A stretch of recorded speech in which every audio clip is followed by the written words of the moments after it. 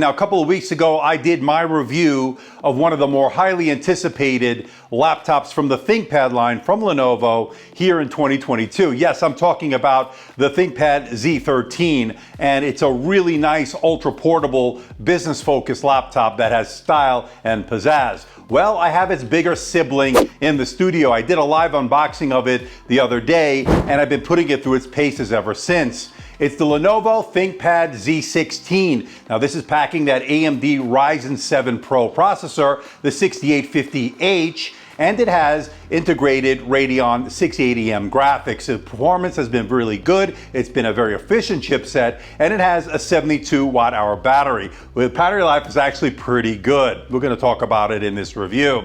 And it has a beautiful 16-inch display. It all comes together to make this one of my favorite 16-inch laptops here in 2022.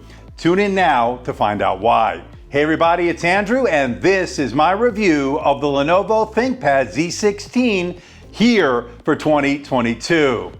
Coming up.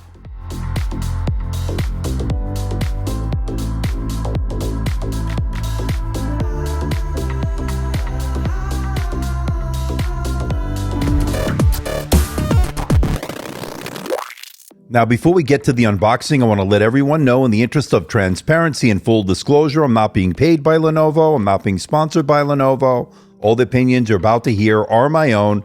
Lenovo is not getting copy approval. That means they're seeing this video for the first time, just like you.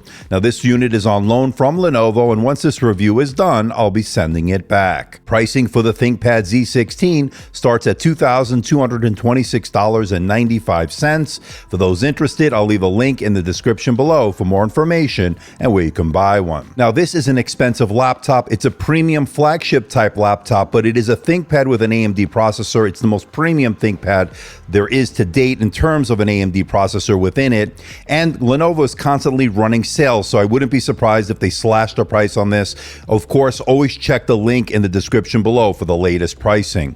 And here's what's new with the Z16. It's powered by the AMD Ryzen Pro 8 series processor. You can get this with the optional AMD Radeon RX 6500M discrete GPU with Smart Shift technology. You can get an optional 16-inch 4K 3840 by 2400 OLED Dolby Vision display. You can configure this with up to 32 gigabytes of LPDDR5 RAM, up to 2 terabytes of PCIe Gen 4 SSD storage. It has the chip-to-cloud technology with Microsoft Pluton, refined keyboard with enhanced dual-purpose TrackPoint, and it also has a 1080p IR webcam, and the same haptic touchpad as the Z13. And with the specs and pricing out of the way, let's find out what you get inside the box. Let's open it up. Okay, so this is the unit here, and I can tell you right away, it feels a little bit of heft, but pretty expected on a 16-inch. And of course, we have the power charger, and I believe this is going to be 135 watts, and that is exactly what we have here. And then we also have the power cord, of course, that comes with that. And of course, we've come here to see this, right? So let's take it out of the felt covering here.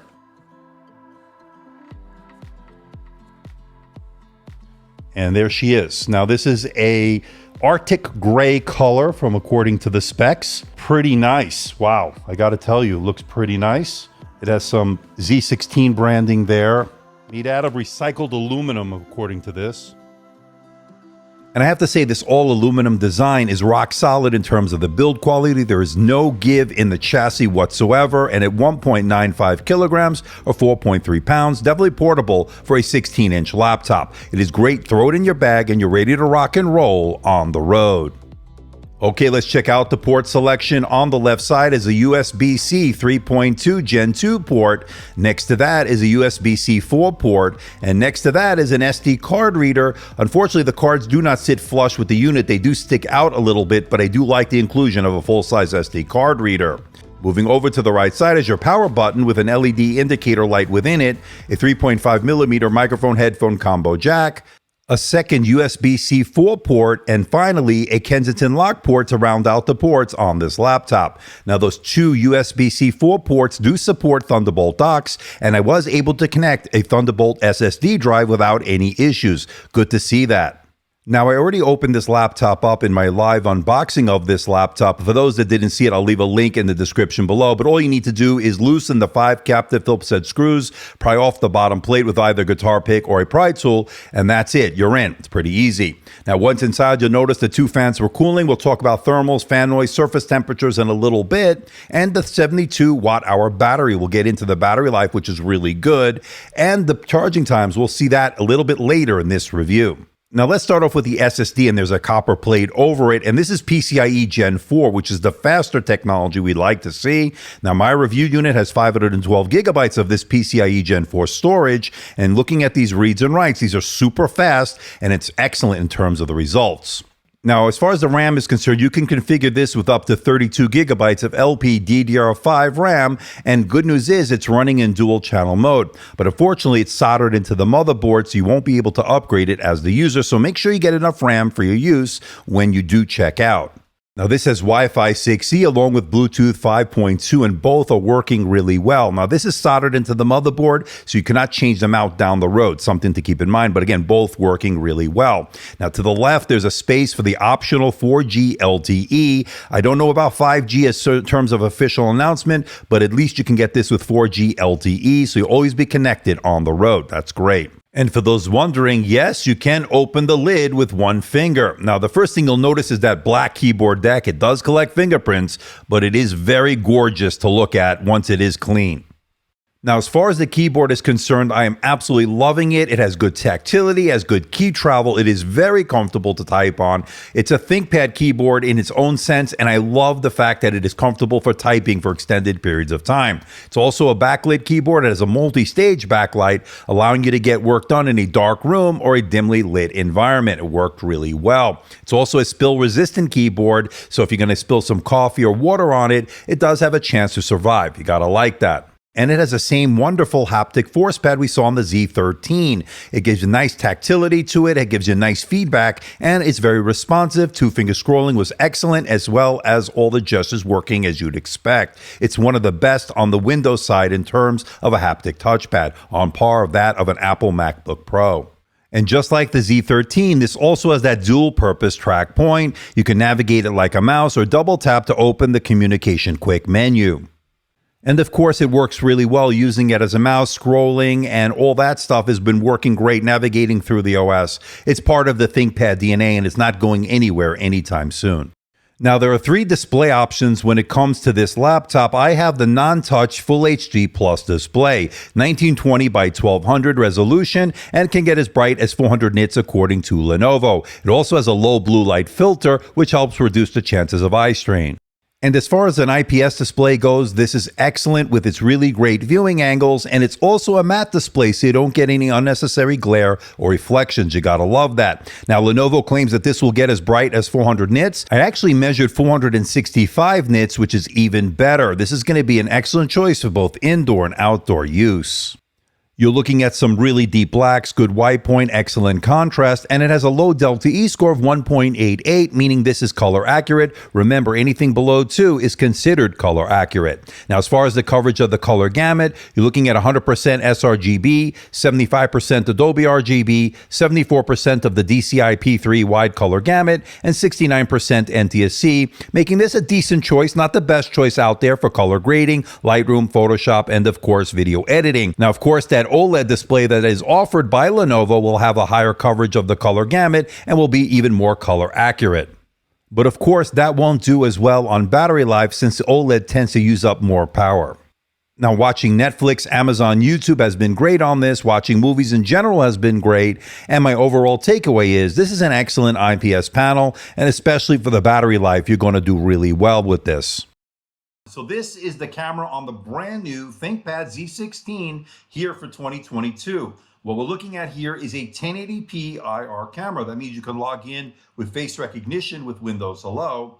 And there is a kill switch, a physical key on the keyboard, which allows you to turn off the webcam, giving you more security and privacy. Now, for those that want to log in with a fingerprint scanner, there is one located within the keyboard. Setup was easy and registered my finger each and every time I've used it so far. So 2 ways to log in with Windows Hello on this. Now, as far as the video quality, what do you think about it? As far as the array mics, what do you think about the audio quality? Let me know in that comment section below. Okay, let's talk performance. And as I mentioned earlier, this is running the AMD Ryzen 7 Pro 6850H with the integrated Radeon 680M graphics. And as you can see from these results, very good performance out of this chipset and from that integrated GPU. Of course, doing everyday tasks such as Microsoft Office, email, web browsing, all worked well. But where I saw really good performance here is a heavy sustained workload on the Cinebench R23, both the single and especially the multi-core score here, which scored 12,531, which was excellent because that takes into account that heavy sustained workload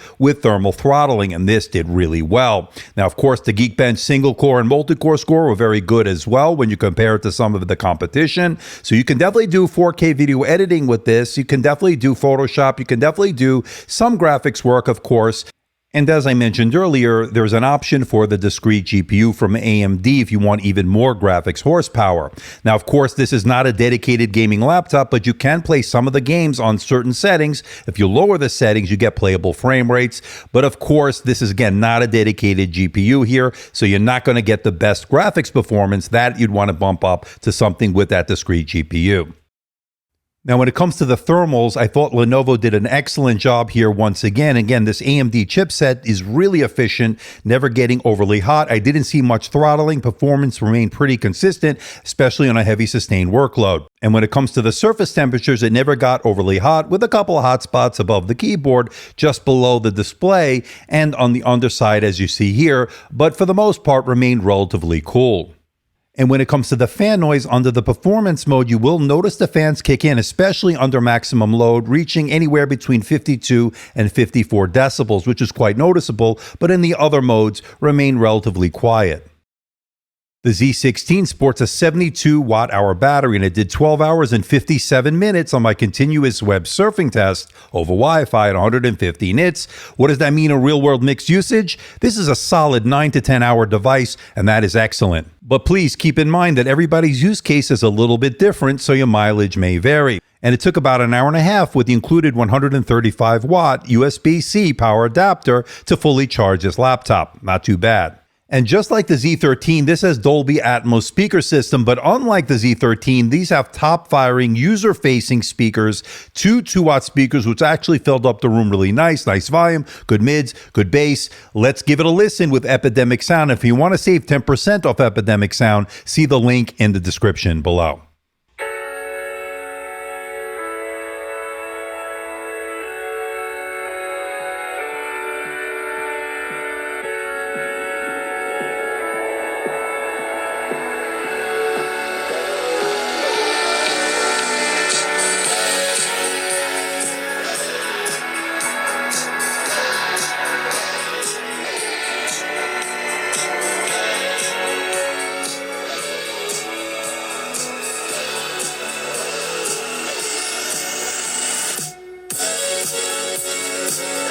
Okay, folks, let's bring it all home. What do I think about the Lenovo ThinkPad Z16 Gen 1 here in 2022? Now, I really love the 13-inch, and I love this 16-inch just as much, maybe even a little bit more, because this gives you a 4K OLED display option if you want that, but this Full HD Plus non-touch is excellent in its own right, and I love the fact that it's a matte display. You don't get the glare and reflections, and it's been great, very bright as well. It's got amazing build quality. It's got the haptic ForcePad or touchpad, as some call it, and the excellent keyboard, which was fantastic to type on. It's a real ThinkPad keyboard in my opinion, and I like that. Sleek and modern design, of course, faster LP DDR5 RAM up to 32 gigabytes, super fast PCIe Gen 4 SSD storage, super fast reads and writes. It has two USB-C 4 ports, and I was able to connect to my external Thunderbolt SSD drive as well as a Thunderbolt dock. So it really works in full functionality as far as I can tell with this USB-C 4, and that's always good. Optional 4G LTE Cat 16 modem. The IR Full HD 1080p webcam I thought was very good. The mics were good as well. Excellent battery life out of that 72 watt hour battery, which was really good, especially for a 16-inch laptop. The negatives here, of course, it's soldered RAM. You won't be able to upgrade it later on. It is a fingerprint magnet. In terms of that keyboard deck, you will be wiping it down quite a bit, and it can get expensive depending on which options you go with. But the overall takeaway is this is an excellent business laptop running and really excellent chipset from AMD, and I have no hesitation recommending it. In fact, I'm going to give this my editor's choice for the 16-inch business laptop category so far here in 2022. I like it that much. So what do you think about this bad boy, the Z16? And this is a nice all aluminum design, recycled aluminum, which is good. Of course, it's got a little bit of a reverse notch here. It houses the webcam, a 1080p IR webcam. I thought was pretty good. Sound was good out of the array mics. Very good quality. The build quality on this is off the charts. Rock solid, no flex or give in the chassis. Boxy design, industrial look, very premium, very high end. Now, as far as the performance, the Ryzen 7 Pro 6850H has performed very well. Good sustained workload performance. Of course, I didn't see much throttling. I thought the thermals were good. Didn't get overly hot in terms of the surface temperatures. The fans will kick in. You'll notice them. They don't get quite a little bit of noise on them. That's in the performance mode. But when you're doing everyday tasks such as Microsoft Office, email, web browsing, they hardly kick in. It's been pretty quiet. So very efficient for normal everyday tasks, but do expect to notice those fans when you are running this on maximum load. Now, battery life is fantastic on this. I got nearly 13 hours on my continuous web surfing test. That's over Wi-Fi at 150 nits. 72 watt hour battery, did very well. This is a 9 to 10 hour device of, I would say, mixed use. But of course, everybody's use case is a little bit different, so your mileage may vary. But very good battery life out of this chipset, out of this laptop, and I'm very happy with that. Now, you could also get this with the optional 4G LTE. It's a Cat 16 modem. Don't know about 5G. Maybe that's coming. I don't know. I have nothing official. But having the always-on connection, even with the 4G LTE, to me is a boon for productivity, especially for the executive on the go. So that's a great option to go with. Another great option, if you want even better display option here, is the 4K OLED display. That's 3840 by 2400. And of course, that is a 16:10 aspect ratio. But the Full HD one that I have here today, the non-touch, was really good in the sense that it got very bright, 400. But the one I have here today, the Full HD Plus, did really well, especially because it was really bright. It was also a matte display. I didn't get any glare reflections or anything like that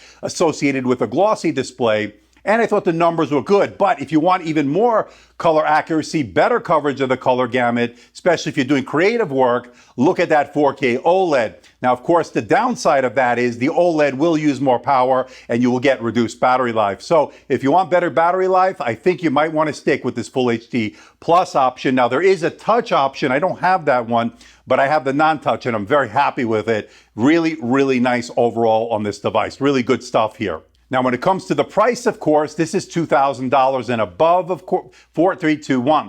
Now, when it comes to price, well, now all these premium features and the premium build comes with a premium price tag. This starts over $2,000, but of course, Lenovo does run a lot of sales, so you need to check the description below for the latest pricing because you never know. Lenovo really likes to slash prices, so be vigilant and check it out in the description below. But again, I'm curious to know what you think. Let me know in the comments section below. But I really like this. One of my favorite 16-inch laptops here in 2022, especially for the enterprise and business user. It doesn't get much better than that. I think an overall great package. So please hit the like button. Please subscribe. Please share this video. Don't forget to leave a comment in that comment section below. Let me know how I'm doing. Let me know if there's a device or something out there you think I should review. I'll do my best to try to make that happen. Don't forget to check me out on Facebook, Twitter, Instagram, and of course, my website, amdtechreviews.com. So until next time, this is Andrew from AMD Tech. See ya.